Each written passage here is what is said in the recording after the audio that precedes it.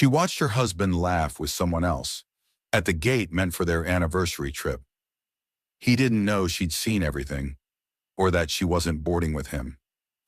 What happened next at gate 17 left the entire airport silent, until her voice came through the mic. Watch until the end to see how one woman exposed betrayal and reclaimed her freedom.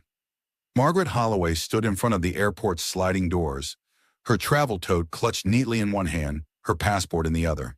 She paused just for a second as a gust of wind swept the hair gently across her forehead. The hum of suitcase wheels, the rhythmic beeping of scanners, and muffled boarding announcements created a strange kind of music. The sound of transitions. She thought it might feel exciting. It didn't.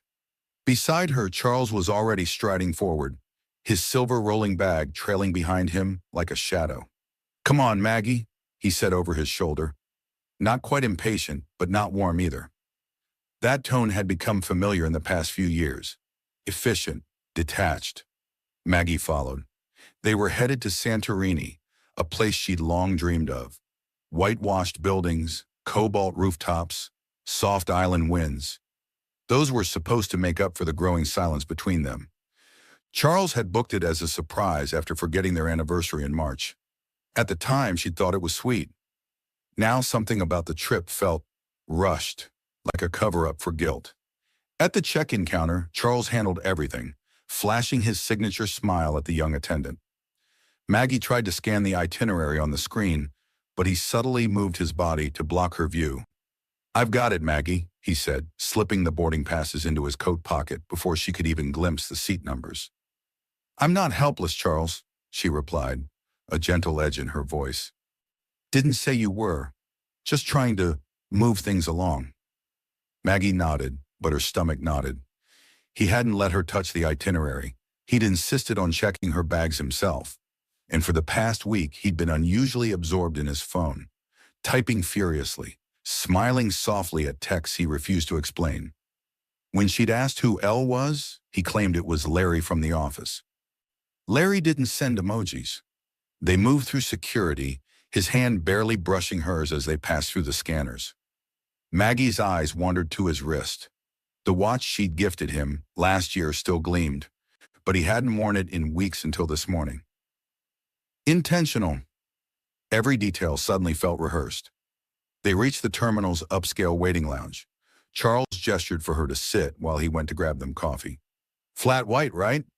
She nodded, trying to smile.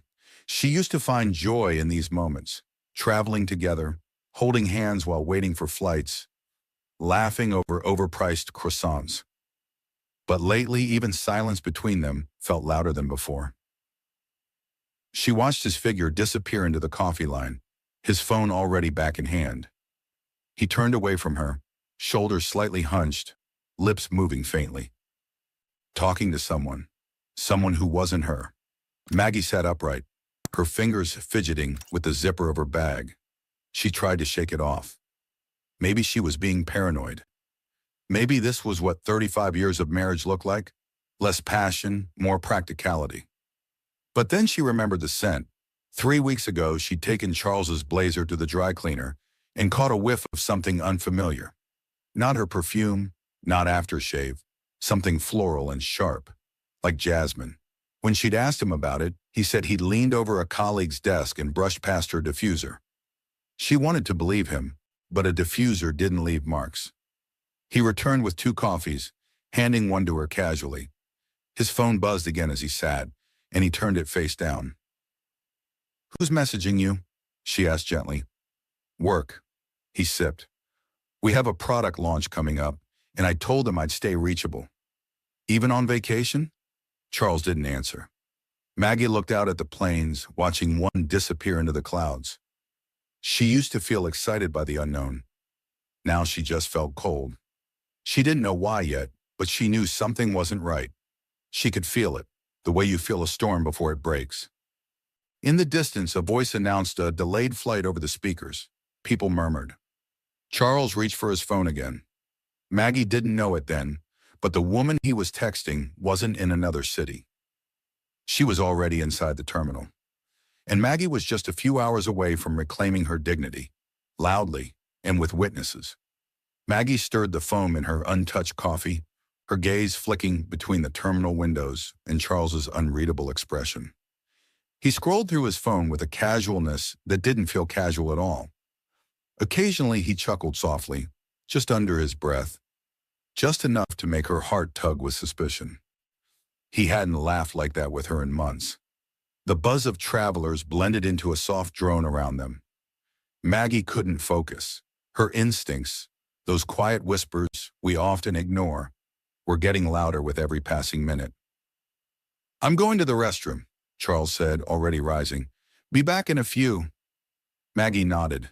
She waited until he turned the corner toward the far side of the lounge, then followed. She wasn't proud of it, but she needed the truth. As she walked, she stayed a few paces behind, careful to blend into the crowd. Charles didn't head toward the restrooms. He veered left, toward the hallway where crew members and lounge staff entered through a private door. Maggie paused near a large planter, partially hidden by a promotional display for a credit card. And there he was. Charles stood just a few feet away, talking to a young woman in a flight attendant uniform. She was beautiful, tall with smooth dark hair tied into a sleek bun and eyes lined with confidence. Her name tag read, Alina. Alina touched his arm briefly, and Charles didn't pull away. In fact, he smiled. That smile, the one Maggie hadn't seen in years, the one that once belonged to her. Alina leaned in, whispering something, and Charles laughed again. Maggie felt something hollow inside her shift and crack. She watched them, not for long, just long enough to know this wasn't innocent, just long enough to see her suspicions reflected in the way they stood. Too close, too familiar. A man doesn't lean into a woman like that if he's only passing time before boarding. Charles gently tapped Alina's hand, looked around, and said something that made her blush. Then she walked away toward the staff corridor, leaving Charles alone. He pulled out his phone the second she left. Maggie stepped back, returning to her seat before he noticed she was gone. She took out her phone and stared at the lock screen. Her hands were shaking. She wasn't the kind of woman who confronted people in public. She wasn't one for scenes. But this wasn't a rumor. It wasn't a suspicion. It was real. He came back minutes later, face neutral, sipping his coffee like nothing had happened. "Long line at the restroom," he said, sitting beside her. She murmured. She could smell it now, the same perfume she'd detected on his blazer. Jasmine, sharp and sweet. It clung to his collar. "You know," Maggie said slowly, "I read something interesting the other day. It said that most affairs are uncovered by accident, that it's rarely the big things. More often it's the details. Perfume, different cologne, changes in behavior." Charles blinked at her. "That's so?" She nodded and smiled. "Yes, details always give it away." He turned his attention to the boarding screen. "Our gate's been updated. Looks like it's gate 17 now." Maggie didn't move. Her thoughts were racing, but her face remained calm. There were no more doubts to wrestle with. She had seen the truth in his body language, in the way his eyes lit up for someone else, in the touch that should have belonged to her. For a moment she wanted to scream, to cry, to slap him with the betrayal she felt burning in her chest.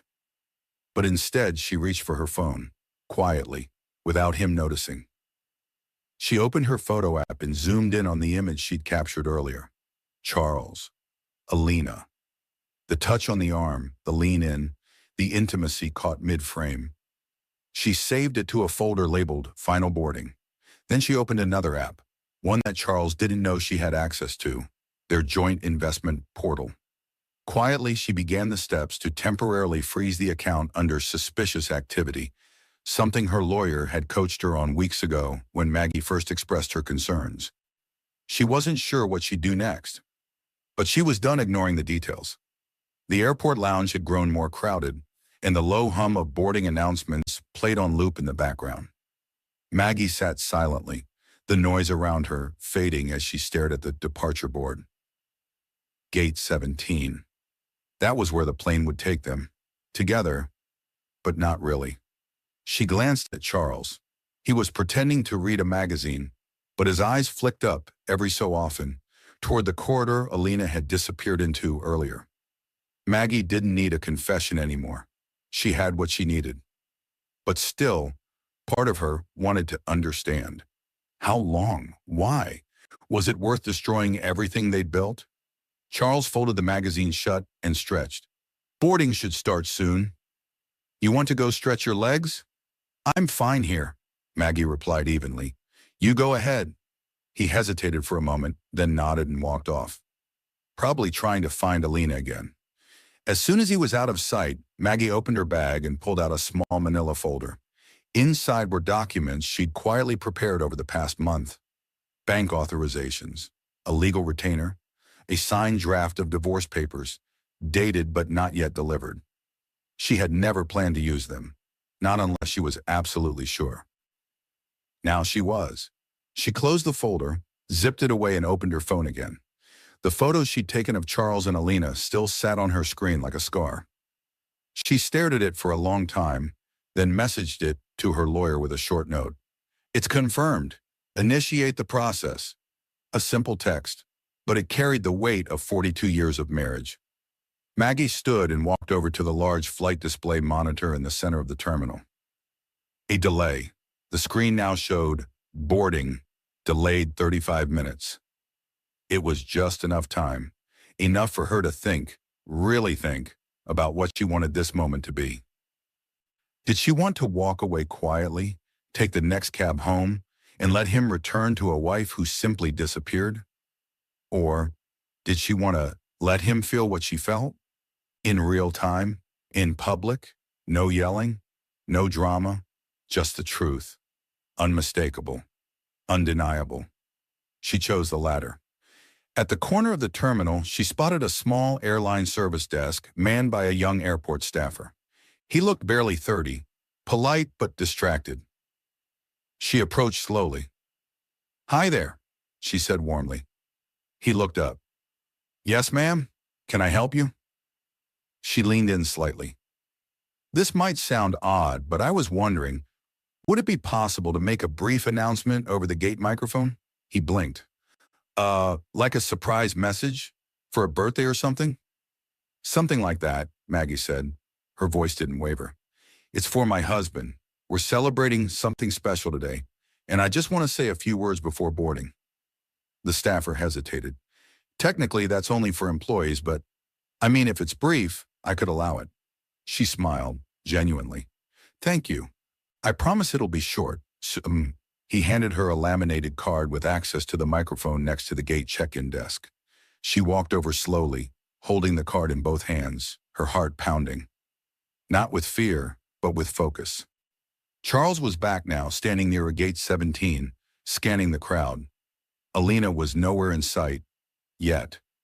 Maggie could feel the moment arriving.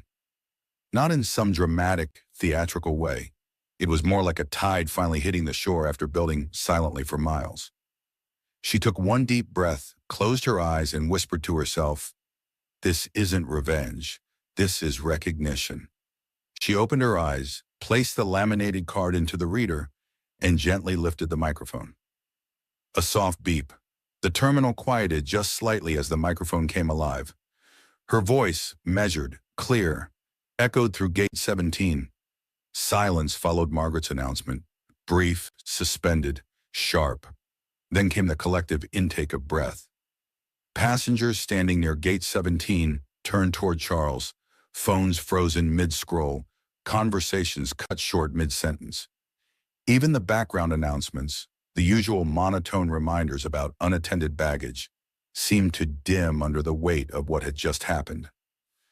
Charles Holloway stood frozen, blinking rapidly, as if the microphone might have glitched, as if he could convince himself that he had misheard. But he hadn't. Maggie stood behind the gate desk, calmly returning the mic to its stand. She didn't raise her voice. She didn't look around for applause. Her eyes, green and steady, were locked on her husband. Charles's jaw flexed. His first instinct wasn't shame. It was panic. His eyes darted around, trying to see who had heard, who was watching, who was filming. A woman across from him, mid-40s, smart suit, slowly lowered her phone to her lap and stared directly at him. Another passenger, a teenager wearing headphones, whispered, "No way," to his friend. And then Alina appeared. She stepped through the crew door near the gate, her uniform pristine, her rolling bag trailing behind her. Her smile faltered the instant she saw the stillness in the terminal. She spotted Charles immediately, and then she spotted Maggie. Maggie didn't flinch. Charles turned to Alina like a drowning man reaching for anything that floated, but Alina, now acutely aware that the spotlight had shifted to her, took 2 cautious steps backward. She understood instantly. Passengers were murmuring now. A few pretended not to eavesdrop while sneaking glances. A middle-aged man muttered to his wife, "You never know what people are hiding." She nodded solemnly, eyes never leaving Maggie. Charles took a few slow steps toward his wife. "Maggie," he hissed, trying to smile, trying to keep the situation under control. "What the hell are you doing?"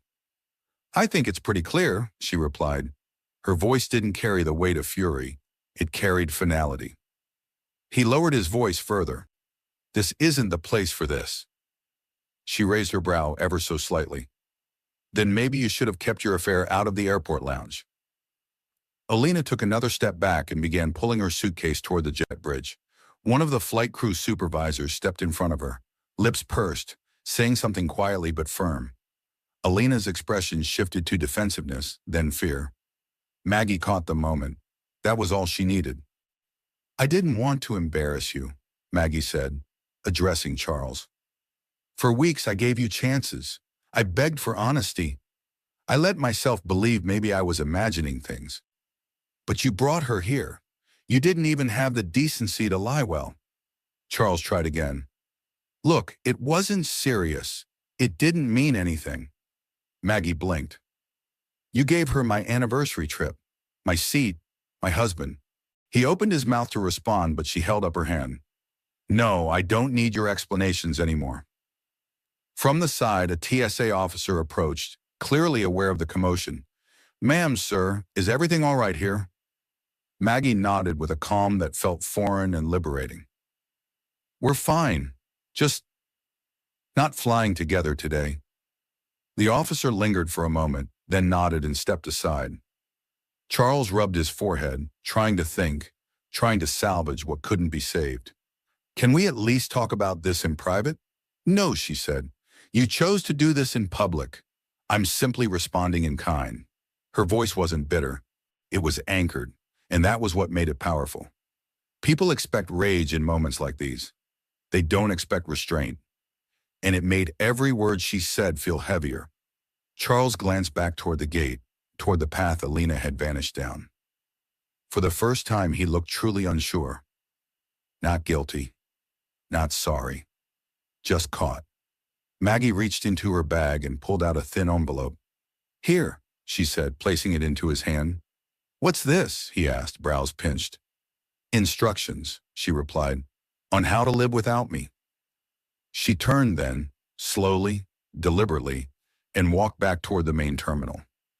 As she passed the service desk, the young staffer who'd handed her the mic looked up, wide-eyed. She smiled gently. "Thank you," she said. He gave her a slow nod. He would remember her for a long time. And as Maggie disappeared into the crowd, Charles stood alone in a space that had become suddenly too quiet for comfort, holding an envelope heavier than any suitcase he'd packed. "Passenger Charles Holloway. Charles Holloway, this is your wife, Margaret. I just want to wish you a safe flight, with your mistress, the flight attendant assigned to this very gate. I hope she's worth the 42 years you just threw away." The crowd went still.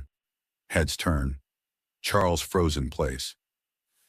And for the first time in decades, Maggie felt her spine straighten, not from habit, but from power. Charles stared at the envelope like it was ticking. Around him, the whispers kept growing. No one shouted, no one clapped, but the murmurs carried judgment, quiet, slicing, collective judgment. It was worse than screaming.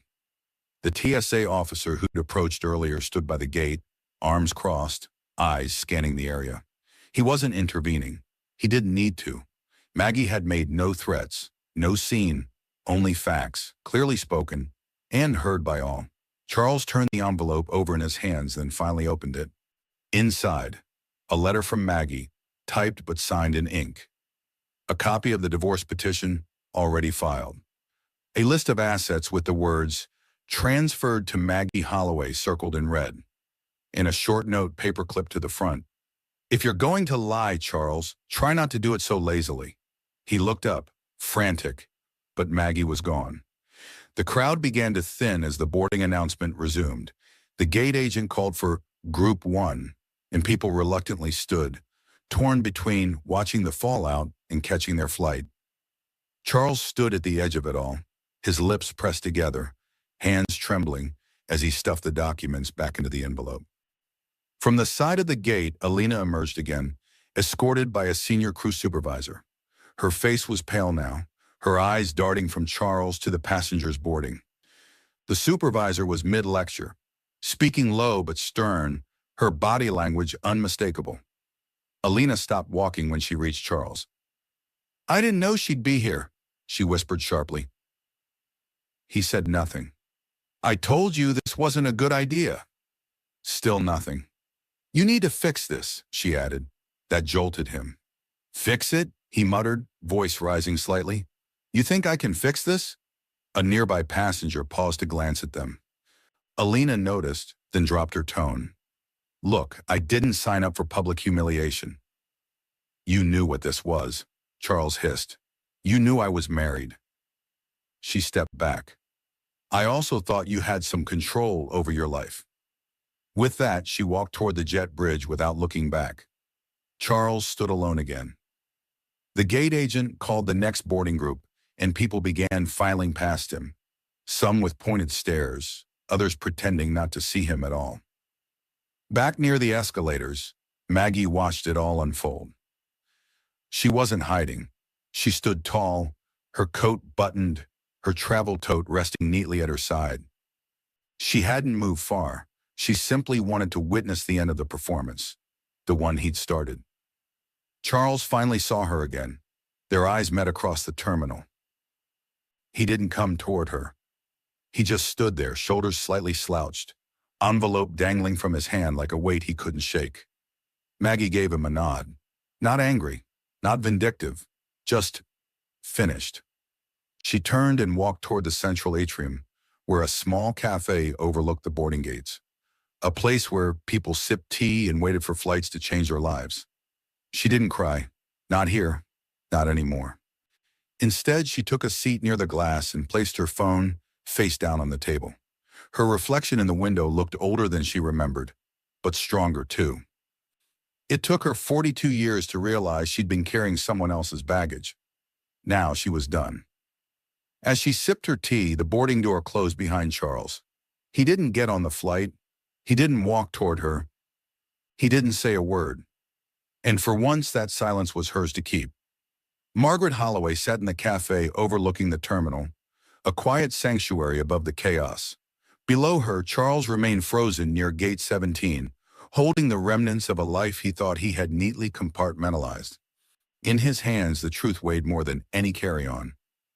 But Margaret wasn't thinking about him anymore. She stirred her tea slowly, the delicate clink of the spoon oddly grounding. Her mind drifted, not back to the betrayal, but further back, to the day she started preparing for this very moment. It had been a Wednesday afternoon 4 weeks ago. She was home alone, folding laundry when Charles's iPad, rarely used, carelessly synced, buzzed with a notification. A message preview had popped up before the screen locked. Alina, Gate 12 again, hope you're still wearing that cologne. Margaret stared at the message, frozen. She didn't scream. She didn't confront him that night. Instead, she went to their bedroom, locked the door quietly, and sat with a legal pad for 3 hours, writing out every account they shared, every asset she'd contributed to, every line in their marriage she had ignored in the name of commitment. And then she called Julia. Julia had been her college roommate and was now one of the sharpest divorce attorneys in the city. She'd offered her services once before, years ago when Margaret had suspected Charles of harmless flirting with a coworker. Margaret had laughed it off then. Not this time. By Friday, the paperwork had been drafted. Julia didn't push. She simply said, "If you want to file it, I'll be ready." Margaret spent the next few weeks watching. She noticed Charles's patterns, his sudden interest in booking solo business trips, his tendency to shower immediately after coming home, the growing smile he reserved for texts, not sent by her. He'd once held her like that, kissed her forehead the way he now kissed his phone screen when he thought she wasn't looking. She began shifting funds from their joint account into one held in her name, quietly, legally. Julia made sure it was airtight. She canceled her own credit cards and applied for new ones. She updated the deed on her mother's property to reflect sole ownership. She even packed a small folder labeled Plan B and kept it in her closet, next to the box of old anniversary cards she couldn't bring herself to throw out. When Charles suggested the trip to Santorini as a surprise, Margaret felt the irony wrap itself around her like a cold scarf. He thought he was outsmarting her. He didn't know she'd already booked her own return flight. Back in the cafe, she watched a toddler press their nose to the glass, watching the planes taxi below. The mother laughed gently, guiding her child's hand along the window, tracing the wings. Margaret blinked against the emotion in her throat. That used to be her, a young mother with wide eyes and endless hope, a woman who believed that love conquered all, that betrayal only happened in stories or to people who weren't careful enough. She had been careful, too careful, for too long. And that was why today mattered.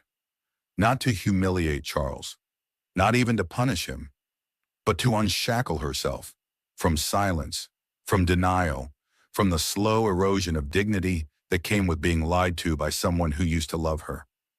She glanced at her phone again. A new message from Julia. "Everything filed. Consider yourself officially free." Margaret smiled softly, not out of celebration, but relief. She looked up and saw him. Charles, standing at the top of the escalator, searching the cafe. He spotted her. Their eyes locked. He took one slow step forward, then stopped.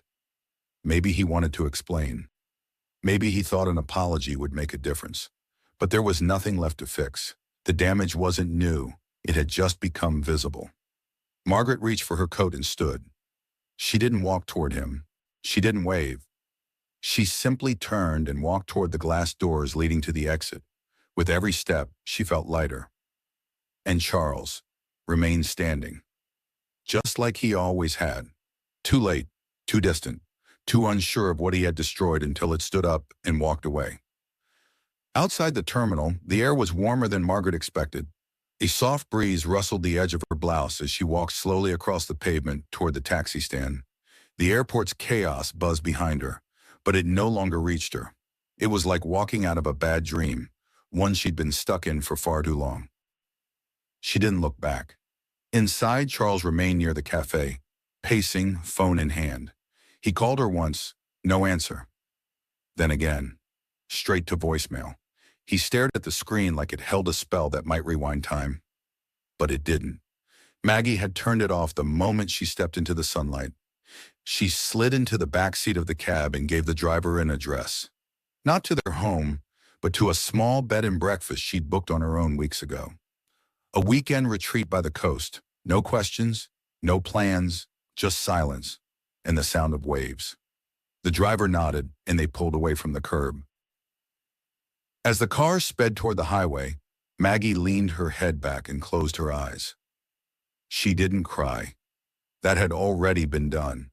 Weeks of silent tears behind bathroom doors and at kitchen sinks where no one could see her break. Now all that remained was clarity and freedom. The kind she never thought she'd have to earn this way. Back inside the airport, Charles sat slumped in one of the empty lounge chairs, the envelope open on his lap. Every word of Maggie's letter seemed louder now than her public call-out had been. "You stopped seeing me years ago. I kept shrinking to fit what you needed. And when I no longer fit the fantasy, you replaced me without even the decency of good lies." He read it again and again. He called Alina. No answer. Called her twice. Still nothing.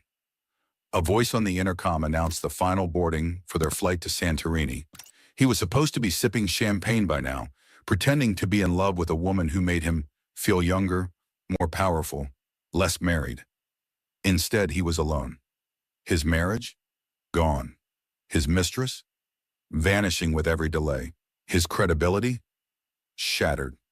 He rose slowly and walked toward the glass wall overlooking the tarmac. The plane they were supposed to board had begun to taxi away.